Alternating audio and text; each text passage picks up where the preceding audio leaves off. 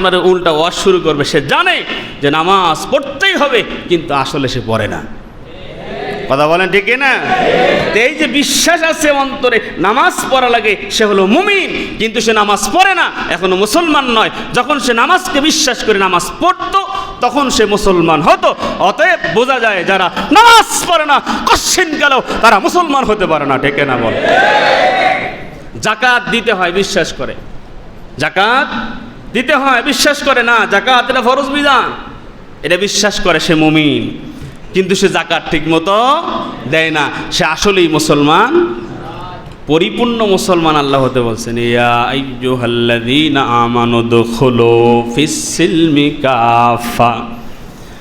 আল্লাহ পাক রব্বুল আলামিন বলছেন ইয়া আইয়ুহাল্লাযীনা আমানু। একটু খেয়াল করেন, আল্লাহ পাক কারে ডাক দিয়েছেন? আল্লাহ বলেন হে ঈমানদারেরা। কারা? আল্লাহ বলেন হে ঈমানদারেরা, উদখুলু, প্রবেশ করো।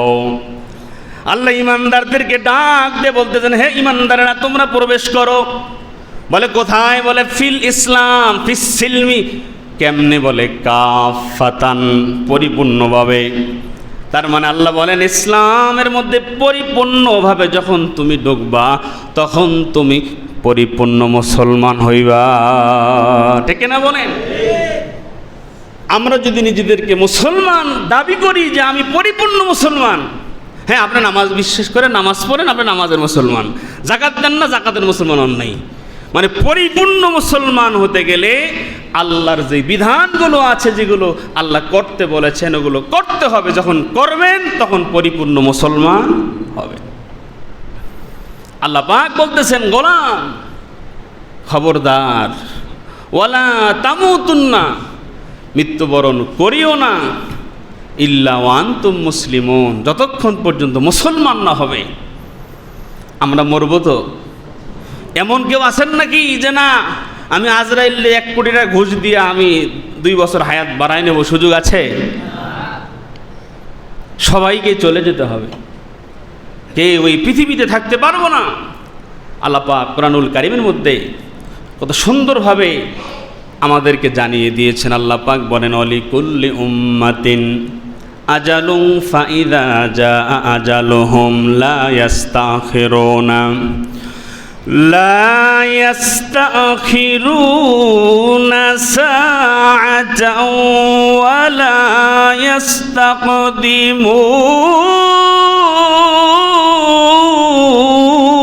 ইস্তাকদিমুন।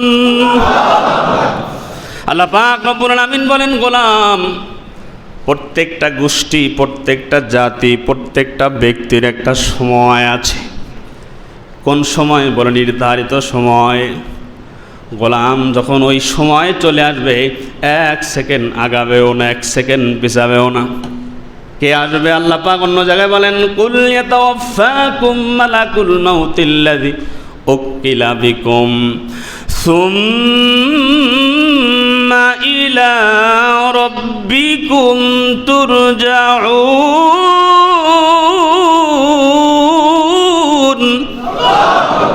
আল্লাহ পাক রব্বুল আলামিন বলেন হে নবী আপনি বলে দিন ইয়াতাওয়াফাকুম মালাকুল মাউতিল্লাযী উকিলা বিকুম, প্রাণ হরণকারী ফেরেশতা, প্রাণ বের করার দায়িত্ব যাকে দেওয়া হয়েছে, সময় যখন হবে, নির্ধারিত টাইম যখন হবে, ঠিক ওই মুহূর্তেই তার কাছে প্রাণ হরণকারী ফেরেশতা চলে আসবে। 1 সেকেন্ডও আগাবেও না, 1 সেকেন্ডও পিছাবে না। দুনিয়ার মুসলমান ইমানদার আল্লাহর গোলাম, মৃত্যু থেকে পালানোর কোনো সুযোগ নেই, চেষ্টা করলেও সম্ভব হবে না। আল্লাহ বলেন আইনামা তাকুনু ইউদরিকুমুল মাউতু ওয়ালাউ কুনতুম ফি বুরুজিম মুশাইয়াদা। আল্লাহ পাক বলেন মৃত্যু এটা অবধারিত, নির্ধারিত সময় হবে। মৃত্যু থেকে পালায়া বাঁচার কোনো সুযোগ নাই। মরণ থেকে যতই পালাও, মরণ তোমায় লইবে ঘিরি। যদিও পালাও সুদূর আকাশ পানে, সেথায় লাগায়া সিঁড়ি। যতই আমরা পালায়া যাই না কেন মরণ থেকে, মানুষ মরণ থেকে পালায়া বাঁচতে চায়, মরণ থেকে দূরে সরে মানুষ বাঁচতে যায়, কিন্তু এটা মানুষ মানতে চায় না সে যে মারা যাবে। আর এই মরার কথা মানুষও স্মরণ করে না। মৃত্যুর কথা যদি মানুষ স্মরণ করত, জুলুম করত না, চুরি করত না, ডাকাতি করত না, অন্যের সম্পদ আত্মসাৎ করে খাইত না। কারণ মানুষ আমরা বর্তমানে বাংলাদেশে দেখতে পাই, দু একদিন আগে একটা ভিডিওতে আমি দেখলাম, দাড়িগুলো পেয়ে গেছে, চুলগুলো পেয়ে গেছে, লাঠি নি ভর দিয়ে দিয়ে হাঁটে, জমির জন্য আর একজন রে মারতে যায়। আছে না নাই? এক পা কবরে চলে গেছে, 60 বছর বয়স, 70 বছর বয়স হয়ে গেল। দুনিয়ার মুসলমান ইমানদার এখনো সম্পদের মায়া ছাড়তে পারে নাই, এখনো টাকার মায়া ছাড়তে পারে নাই, দুনিয়ার মায়া মোহ, দুনিয়ার খায়সাত এখনো ভুলতে পারে নাই। অথচ দুনিয়া থেকে বিদায় নেবে এটা তার মনে নাই। দুনিয়ার মুসলমান ইমানদার আল্লাহর গোলাম, আল্লাহ পাক রব্বুল আলামিন এই জন্যই গোলামকে বারবার বারবার ডেকে বলেন, গোলাম ওয়াল তানজুর নাফসুম মা কদ্দামাত, একটু চিন্তা করো গোলাম, আগামীকালের জন্য তুমি কি সঞ্চয় করেছো? তুমি যে কবরে আসবা, এই কবরে কি নিয়ে আসবা, কি কবরের জন্য সামান রেডি করছো? দুনিয়ার মুসলমান ইমানদার আল্লাহর গোলাম, মৃত্যু অবধারিত, ঠিক ওই সময় আসবে। মৃত্যু যন্ত্রণাও কিন্তু আমাদের হবে, মৃত্যু যন্ত্রণা থেকে কেউ আমরা বাঁচতে পারবো না। আল্লাহ বলেন, ওয়াজাআত সাকরাতুল মাউতি বিল হক। আল্লাহ পাক বলেন, মৃত্যু যখন আসবে, মৃত্যু যন্ত্রণাও প্রত্যেকটা গোলামের হবে।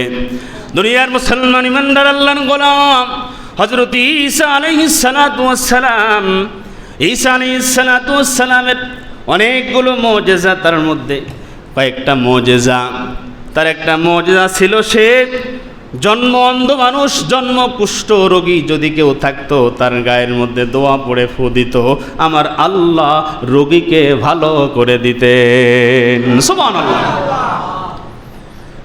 এই যে আমরা গ্রামগঞ্জে অনেক এলাকায় আছে মাটি দিয়ে আমরা ঘর বানাই, অনেক পোলাপান আছে আবার ওই কাদা মাটি দিয়ে পাখি বানায়, ওটা দিয়ে পুতুল বানায়। হযরত ঈসা পয়গম্বর ওই কাদা মাটি দিয়ে পাখি বানাত। কি বানাত? ঈসা পয়গম্বর মাটি কাদা বানায়, ওই কাদা মাটি দিয়া পাখি বানাতো, মূর্তি বানাইতো, পাখির মূর্তি বানাতো, ওটার মধ্যে ফু দিত, ওই পাখি জীবিত হয়ে আসমানে উড়ে যেত। জীবন্ত মুজিজা। তার আর একটা মুজিজা ছিল, সে মৃত মানুষকে জীবিত করতেন। বলেন আল্লাহু আকবার। বিভিন্ন কবরের সামনে গিয়ে বলতেন, কুম বিজনিল্লাহ, আল্লাহর হুকুমে উঠে যাও, তো কবর থেকে লাশ উঠে তার সাথে কথা বলতো। সুবহানাল্লাহ। প্রত্যেক পয়গম্বরের আলাদা আলাদা মুজিজা ছিল। তো হযরত ঈসা পয়গম্বর একদিন একটা কবরস্থানে গিয়া বলতেছেন, কুম বিজনিল্লাহ, আল্লাহর হুকুমে উঠে যাও। তখন কবরস্থান থেকে একজন লোক উঠে দাঁড়ালো। এবার দাঁড়ানোর পরে বলতেছে, তুমি কত বছর আগে ইন্তেকাল করেছ? তখন ওই কবর থেকে যে ব্যক্তি দাঁড়ায় আছে বলে, 1000 বছর আগে। আল্লাহু আকবার। 1000 বছর আগে তুমি ইন্তেকাল করেছো। তাহলে বলো তো, তুমি যখন ইন্তেকাল করেছো তোমার বয়স কত ছিল? তখন বলে, আমি তখন তাগড়া যুবক ছিলাম, 20 থেকে 25 বছর। বলে, তাহলে 20 থেকে 25 বছর বয়সে তুমি যদি মারা যাও, তাহলে তো তোমার চুলগুলো কালো থাকার কথা ছিল, তোমার চুলগুলো এখনো পাকা কেমনে? দুনিয়ার মুসলমান ইমানদার আল্লাহর গোলাম যুবক ডাক দিয়ে বলেন, আগান্তুক, আমি তো আপনারে চিনি না, তবে শুনেন যে আমার মাথার চুলগুলো পেকে গেছে। মৃত্যুর সময় মৃত্যুর কষ্টর যন্ত্রণা এটা উপলব্ধি করতে গিয়ে আমার মাথার সমস্ত চুলগুলো পেকে গিয়েছে। এরপরে হযরত ঈসা পয়গম্বর ডাক দিয়ে বলেন, আমি যদি তোমাকে আল্লাহ তাআলার কাছ থেকে অনুমতি নিয়ে তোমাকে দুনিয়ার জমিনে আবার কিছুদিন হায়াত দেই বসবাস করার জন্য। কত সুন্দর অফার বলতেছেন যে আমি যদি তোমাকে আল্লাহ তাআলার কাছ থেকে অনুমতি নিয়ে দুনিয়াতে আবার 2, 4, 5, 10 বছর যদি বসবাস করার জন্য সুযোগ করে দেই, তুমি কি বসবাস করবা? দুনিয়াবাসী এবার ওই কবরস্থান থেকে যে উঠে দাঁড়িয়েছে বলে, ওগো পয়গম্বর, আপনি যে আল্লাহর থেকে অনুমতি নিয়ে দুনিয়াতে বসবাস করার জন্য আমাকে কিছুদিন হায়াত দিবেন, তবে আগে বলেন আমার ওই সময় যখন শেষ হয়ে যাবে তখন কি আমার কাছে আবার মালাকুল মাউত আসবে নাকি? আল্লাহু আকবার। দুনিয়ার মুসলমান ইমানদার আল্লাহর গোলাম, এবার হযরত ঈসা পয়গম্বর বলেন যে তুমি এত ভয় পাও কেন? দুনিয়ার মুসলমান ইমানদার আল্লাহর গোলাম তখন বলতেছে, যদি আজরাইল আবার আমার কাছে আসে তো আমি এই দুনিয়াতে 100 বছর হায়াত দিলেও আর বাঁচতে চাই না। মৃত্যুর যন্ত্রণা আমি উপলব্ধি করেছি যে এই মৃত্যুর যন্ত্রণা এটা আমি আর সহ্য করতে পারবো না। আমি চাই না আবার দুনিয়াতে যাই, আবার বসবাস করি, আবার আমার সঙ্গে মালাকুল মাউত আজরাইলের সাক্ষাৎ হোক। হযরতে মুসা আলাইহিসসালাম বলছেন, এটা কিতাবের মধ্যে পড়ছি যে একটা জীবন্ত পাখি যদি আকাশ দিয়ে উড়ে যায় আর কেউ যদি এক বড় পাতিলের মধ্যে পানি দিয়া এই পানিটা জাল করতে করতে দীর্ঘ সময় জাল করেছে, পানিটা টকবক করে উতলাইতেছে, একটা জীবন্ত পাখি এই পানির মধ্যে পড়ার সঙ্গে সঙ্গে তার যে কষ্টটা হবে বলে মৃত্যুর যন্ত্রণা তার থেকে বেশি হবে। কিতাবের মধ্যে আসছে একটা জীবিত ছাগল রে এক টান দিয়ে অর্ধেক চামড়া ছিলে ফেলে আবার আর এক টান দিয়ে পুরা চামড়া ছিলে ফেললে যেমন কষ্ট হবে বলে মৃত্যুর কষ্ট যন্ত্রণা তেমন হবে। ভাই, মৃত্যুর যন্ত্রণা থেকে কেউ বাঁচতে পারবো না, তবে নবীজি সাল্লাল্লাহু আলাইহি ওয়াসাল্লাম তার উম্মতদের কষ্ট হবে এটা জানেন। নবীজি এই জন্য বলেছেন, আমার উম্মতেরা শোনো, তোমাদের মৃত্যুর যন্ত্রণা যাতে কমে যায়, তোমাদের মৃত্যুর যন্ত্রণা যাতে লাঘব হয়, এই জন্য তোমাদের আমল শিখাইয়া দিচ্ছি। কি আমল? বলে 1 নম্বর আমল 5 ওয়াক্ত নামাজ। কি? এই 5 ওয়াক্ত নামাজের পরে আয়াতুল কুরসি পড়ো। কি পড়ো? আল্লাহু লা ইলাহা ইল্লা হুয়াল হাইয়ুল কাইয়ুম শেষ পর্যন্ত। এই যে আয়াতুল কুরসি আছে, নবীজি বলেন কেউ যদি এই আয়াতুল কুরসি 5 ওয়াক্ত নামাজের পরে পড়তে পারে, মৃত্যুর সময় মায়ের কোলে ঘুমানোর মতো আশা করা যায় সে ঘুমিয়ে যাবে। সুবহানাল্লাহ। মৃত্যুর যন্ত্রণা এটা বড় ভয়ঙ্কর যন্ত্রণা, কঠিন যন্ত্রণা।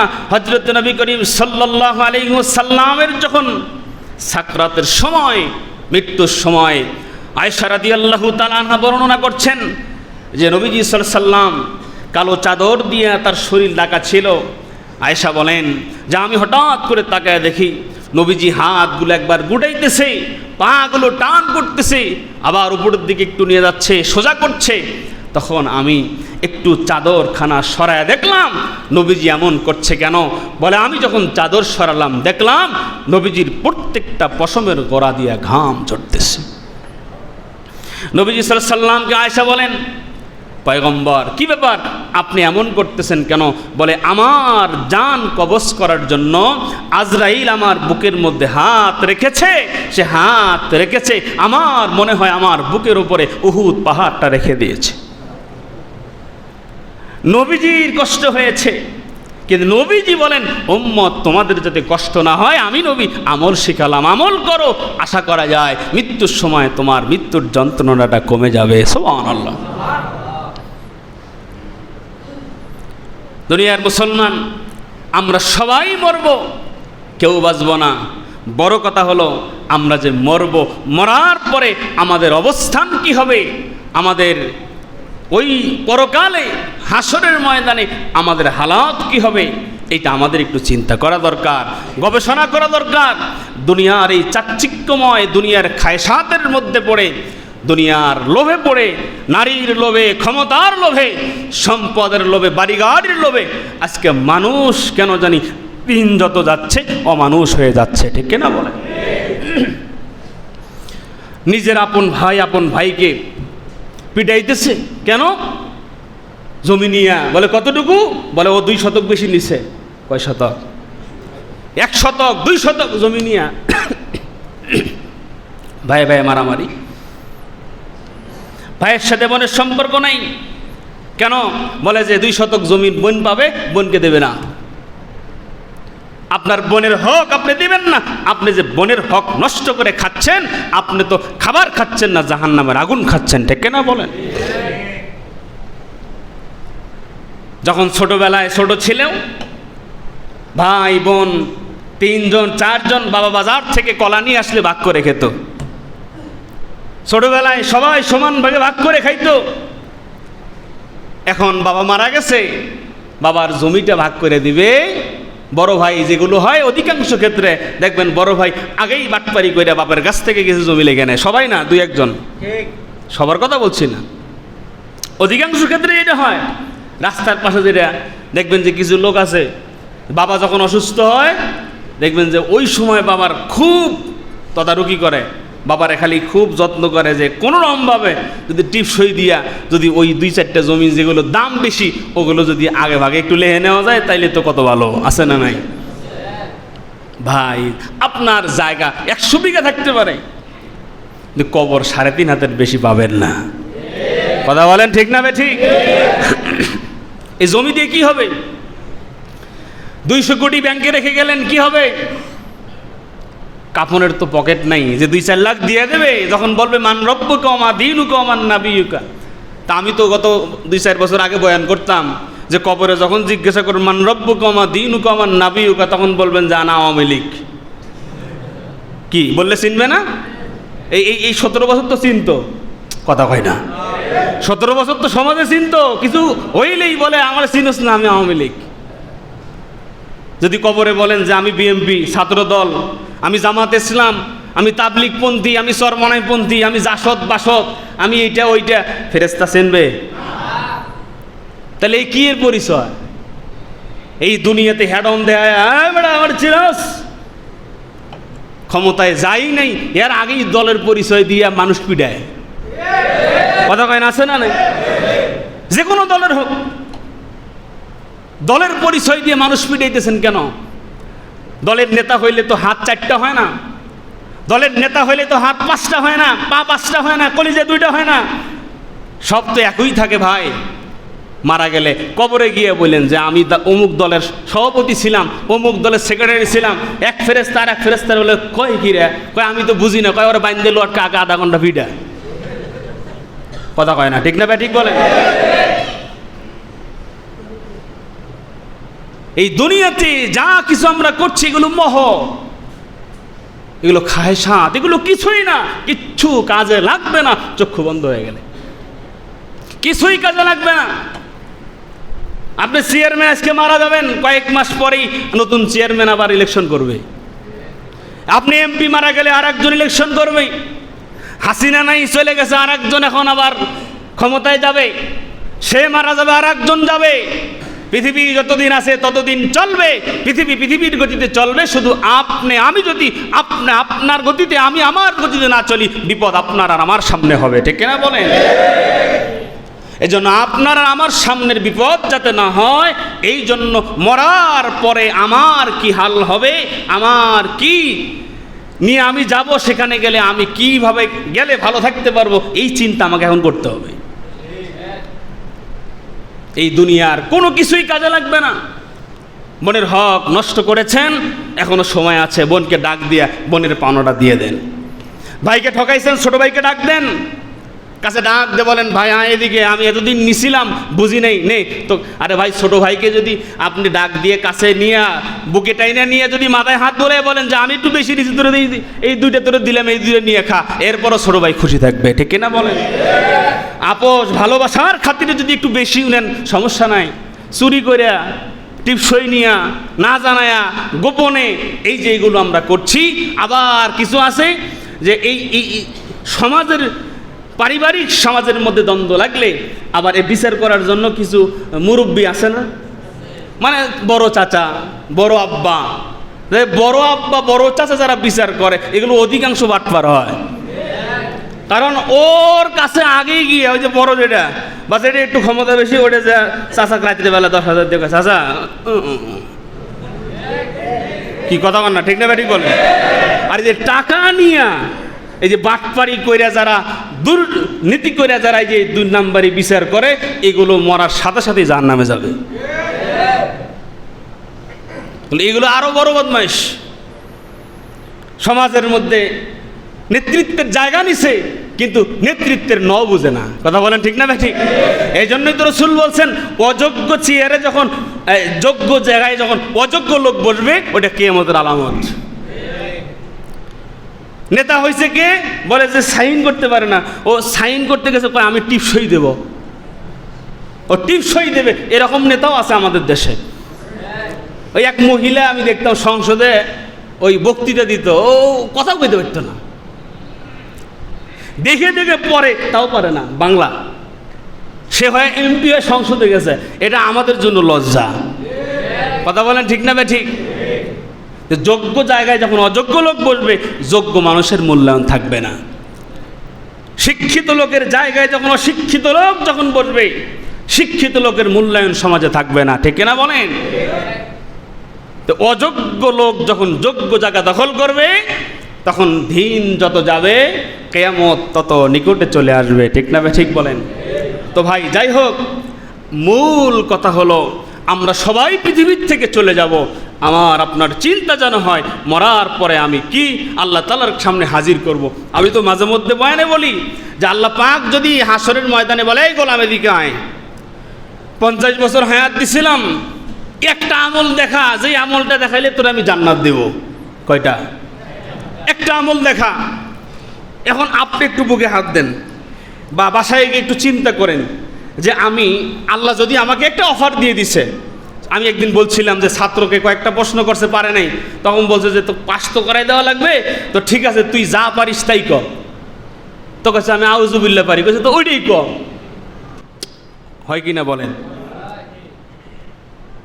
তো আল্লাহ যদি বলে বান্দা আমি তো চাই ওসিলা ধরে তোকে মাফ করে দিতে, বল দুনিয়াতে 50 বছরে কি ভালো কাজ করছো, একটা ভালো কাজ বল যে আমলের বিনিময়ে আমি আল্লাহ জান্নাত দেব।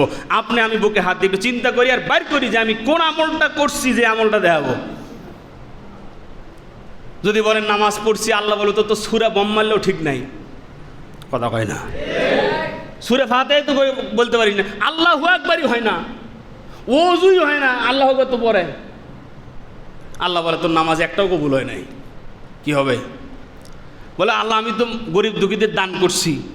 আল্লাহ বলবে তুই দান করছিস, মানুষ তোকে দানবীর বলবে, যে মানুষ আমি দিছি, মানুষ আমাকে বাহবা দিবে, এই বাহবার জন্য। এটা তো হয় নাই। তো আমি এমন একটা আমল প্রস্তুত করি যে আমলটা আল্লাহর সামনে দেখাইলে আল্লাহ যেন ওইসিলে মাফ করেন। আল্লাহ পাক আমাদেরকে কবরের সামান, পরকালের সামান জোগাড় করার তৌফিক দান করেন। অনেক কথা বলতে গিয়ে হয়তো আস্তে বলা দরকার, জোরে হয়ে যায়। কারণ কথা যখন বলে মানুষ 1-1.5 ঘন্টা, 40 মিনিট, আধা ঘন্টা, কথায় দিক সেদিক হতে পারে। এই জন্য কথা যেগুলোই বলছি, আমার মন বলছে এগুলো বলা দরকার। আমার মন বলে এগুলো বললে কিছু মানুষ হয়তো বা বুঝবে, বনের সম্পদ হয়তো হক নষ্ট করছে, হয়তো বয়ান শোনার পরে এই উপলব্ধি হতে পারে না আমি তো করছি। এরকম অনেক হয়েছে আমার। পরে আইসা আলাদাভাবে দেখা করছে, বলে হুজুর ওই বয়ান করছিলেন, আমার এটা নিজের কৃতিত্ব না, মনে হইলো তাই বললাম। এক ভাই ব্যাংকে চাকরি করতো, আমাকে 4 বছর তার এলাকার মাহফিলে নিয়ে গেছে, দাড়ি নেই। বলছি পরের বার আবার দাওয়াত দিতে আসছে, বলছি দাড়ি যদি রাখেন তাইলে যাবো, দাড়ি না রাখলে যেতাম না। দাড়ি রাখছে, আর হারাম বাদ দেওয়া লাগবে, ব্যাংকের চাকরি বাদ দেওয়া লাগবে। 1 লাখ টাকার উপরে বেতন, এখন ব্যাংকের চাকরি বাদ দিয়ে ব্যবসা করে। তো এই যে বয়ান, অনেক মানুষ আছে একটা কথা হিট লাগলে ওই একটা কথাই তার জীবন পরিবর্তন হয়। ঠিক কিনা বলেন? তো এই জন্য অনেক কথা যেগুলো বলি, ওই যে বলি যে মিষ্টি হলেও এটা মানার চেষ্টা করবেন, তিতা হলেও মানার চেষ্টা করবেন। ওষুধ 2 রকম, একটা মিষ্টি হয়, একটা তিতা হয়, দুইটাই আপনার জন্য উপকারী, অপকারী একটাও নয়। ঠিক না ঠিক? আল্লাহ পাক রব্বুল আলামিন কথাগুলো বুঝে আমাদের জিন্দিগিতে ফিট করে আমাদের দুনিয়া আখিরাতকে মালিক সুন্দর করার তৌফিক দান করেন বলি আমিন। ওয়া আখির দাওয়ানা আনিল হামদুলিল্লাহি রাব্বিল আলামিন।